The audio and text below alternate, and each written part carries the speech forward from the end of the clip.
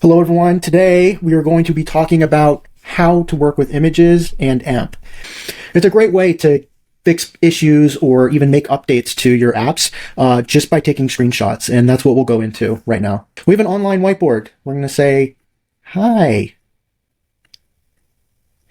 But the problem is we can't save. So what we can do is we can take a screenshot of the issue.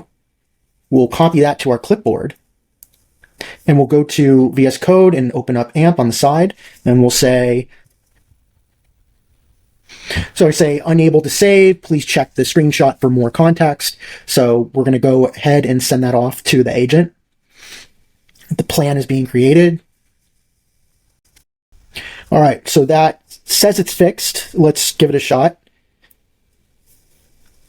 Let's refresh. We'll say hi and hit save.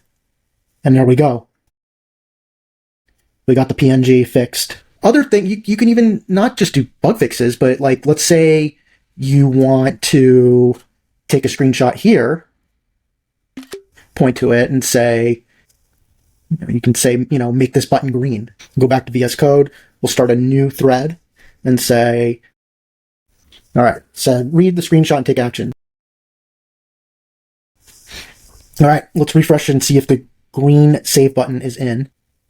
Hey, look at that. So let me just be very clear. This changed because of a screenshot. It had nothing to do with the context written into the prompt itself. It was written into the image. So this is how you fix bugs and add and change features with AMP in VS Code. I hope you liked it. Check out ampcode.com and we'll catch you in the next one. Bye.